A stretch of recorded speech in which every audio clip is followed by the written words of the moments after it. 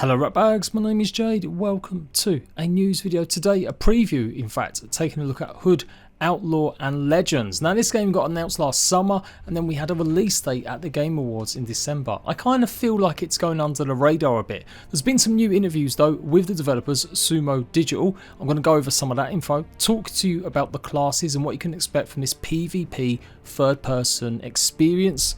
I should say pvpve, pvp, that's the one, you know, that kind of deal. Why it's not Assassin's Creed multiplayer and why it maybe still is technically, I don't know, I'll let you guys decide. And yeah, pretty much just go over all the info so far. It is meant to be coming out on May the 10th. And of course, being from my neck of the woods, good old Blighty, this has captured my attention. I'm definitely down for playing a PvP eccentric style game like this. Again, my name is Jade. I cover usually survival, open world games, indies and just gaming news. Make sure you subscribe, make sure you're liking the video. It does help the channel out, so I really appreciate it, and let's crack on.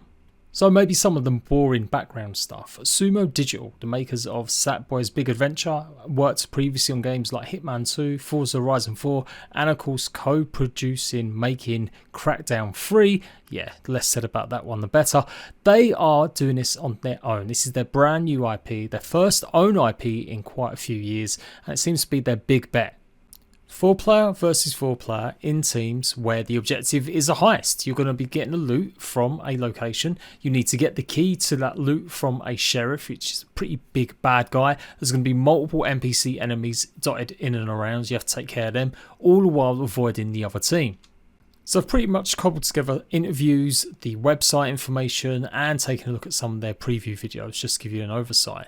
It's 3 stages of the heist. The setup, trying to locate where pretty much the sheriff is, the big bad, how to get the key from him, whether you take him out or whether or not you can steal it, locating the treasure, then unlocking it, extracting that treasure and getting it to the extraction point.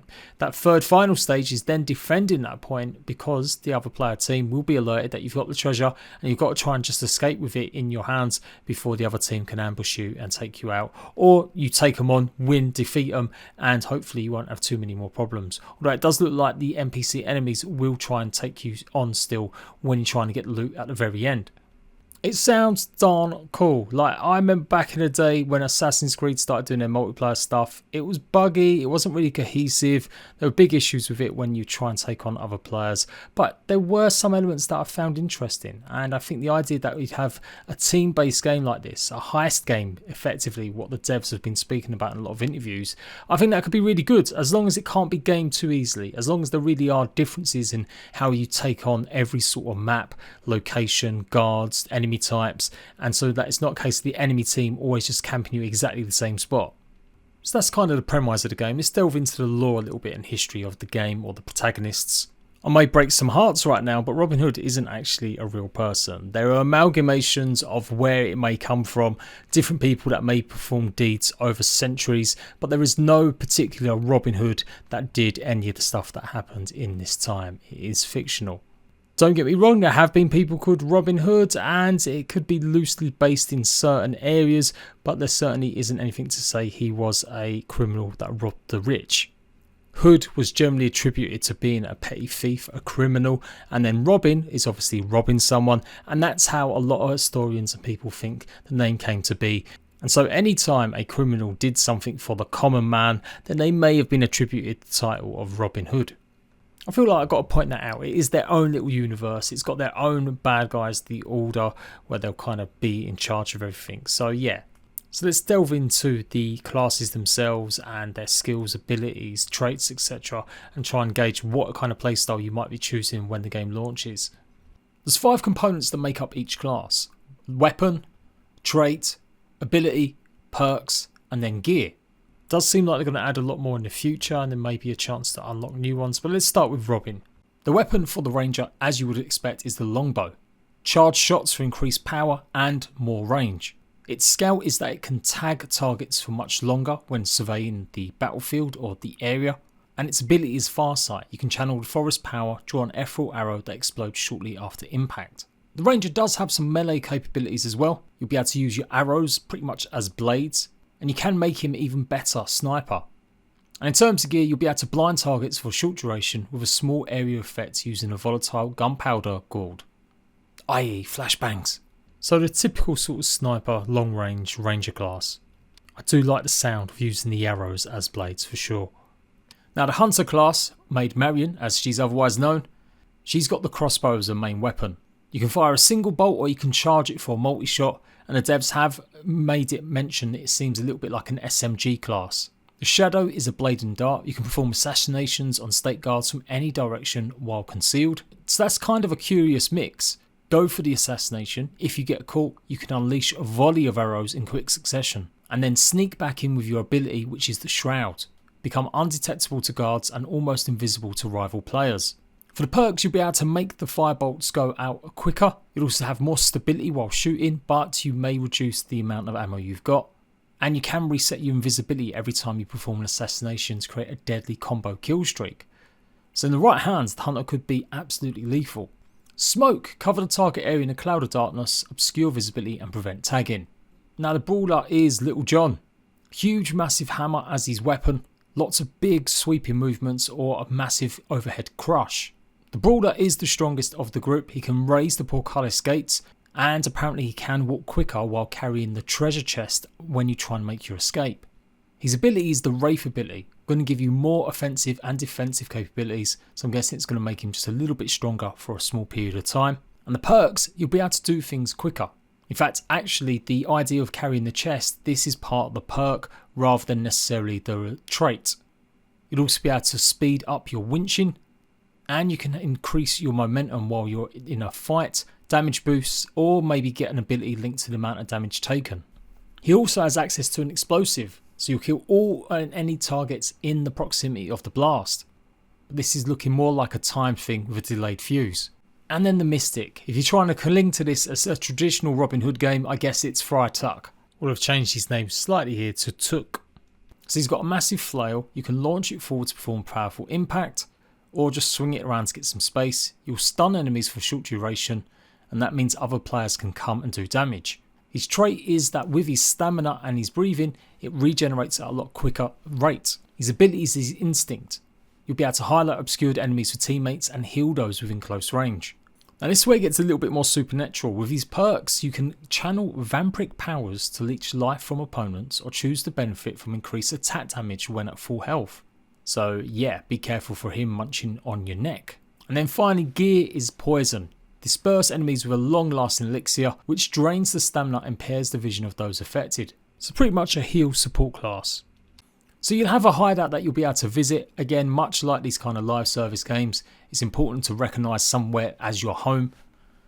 Whether or not you can do it up and maybe customise it in the future, that sounds pretty cool. But other than that, it doesn't really say too much right now. Just says that it's a place where you can customise your weapons and costumes. This will be where you will choose your perks and unlock new ones from experience through the heists.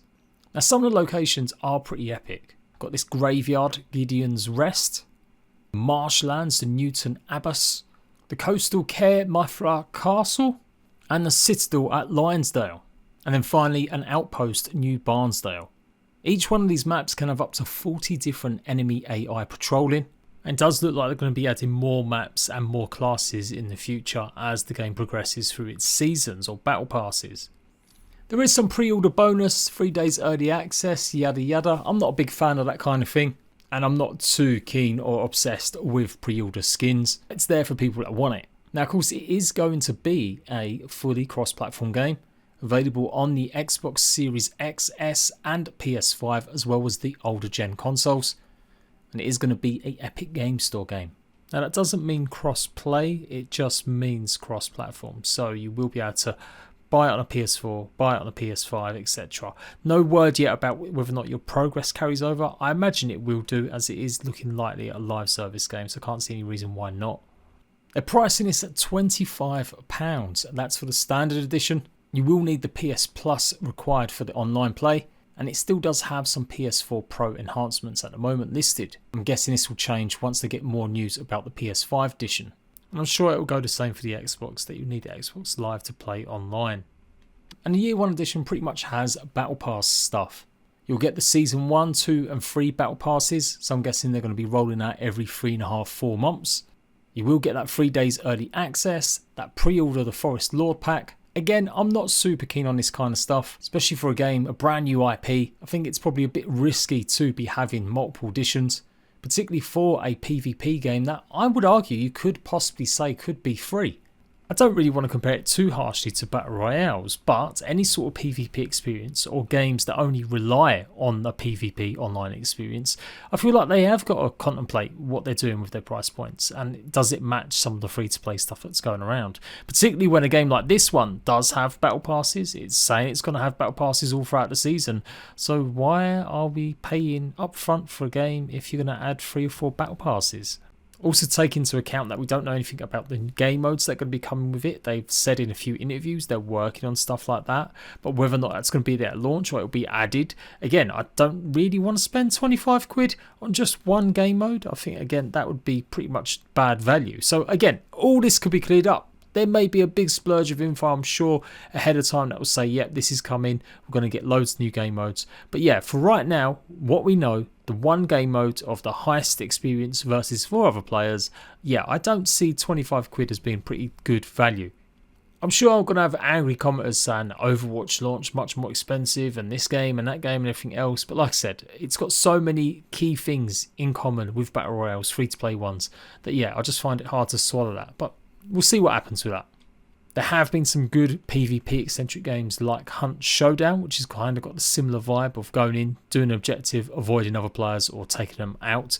Although this one is definitely geared more towards you've got to take the other players out because you need to get the loot from them. Hunt Showdown ended up being like $29.99, I'm pretty sure, something along those lines, or $22.99. And it's a decent game, it's made some decent money, but again, that's another one that I feel could go free to play and offer just a bunch of stuff with cosmetics to keep it going. Overall, I gotta say that's probably the only negative. I'm totally down for playing a third-person action game. The problem with some of these, as I mentioned earlier, is that you can game them a little bit too easy. Is that kind of moment-to-moment gameplay going to change from each match to each match? Or is it going to be just a case of after a couple of weeks, everyone knows exactly to rush that same spot because there's no way the other team can progress or get away without doing that? And I worry also about like the speed of getting into games. Everything's got to be so fast nowadays. I don't want to be wasting my time for 5-10 minutes in a lobby and then the game goes on for half an hour, 40 minutes. I still think games need to be a little bit quicker. I did take part in a technical test, only albeit 1 or 2 games. I can't really say anything about it, but yes, I'm definitely obviously excited about trying this game out. I've been showcasing an interview that was only given last week with Games Radar, where they talk about what the difference is between their game and maybe them Assassin's Creed comparisons, focusing a lot on like the cosmetic looks of it, like the hood and the gameplay and stuff. Sumo Digital here are pretty much comparing their game more to a first-person shooter, which I kind of like the idea of. It's fast, it's frenetic, rather than maybe the counter and attacking melee action of the Assassin's Creed game. Now, take that at face value. I'm not saying it's going to be FPS shooter action all the way, of course not. But the idea that it's maybe fast, frenetic action rather than maybe just hiding, waiting for other players always. Or when you do encounter each other, it's just going to be a mixture of melee and riposte. And yeah, that kind of stuff can just drag on a bit, gets a bit tedious. The interview is really good. It goes through a bunch of stuff talking about how the sheriff is like Resident Evil, the big main guy, Mr. X, how he'll be kind of stalking around the area and you've got to decide whether or not you can take the keys from him or kill him outright. They also talk about how they can mix things up by pretty much having the experience different every time. So I'm guessing that might mean different amount of enemies, maybe different extraction points. And that's another aspect I think will be interesting, how the extraction point works. Hunkering down after being so stealthy pretty much guarantees you're going to have some sort of action at the end of the match, and that could be interesting too. So, great setting, great lore based on really famous characters that I think we can all relate to. A good, unique kind of mode, sounds pretty interesting. Let's just hope that the pricing and the battle pass system doesn't get in the way too much of what could hopefully be a great game. I'm going to delve more into how the games are mixed up by the random sort of stuff they may add, what it's going to be like trying to take on the sheriff, and obviously how it's going to work out with some of the classes, how they're going to gel together.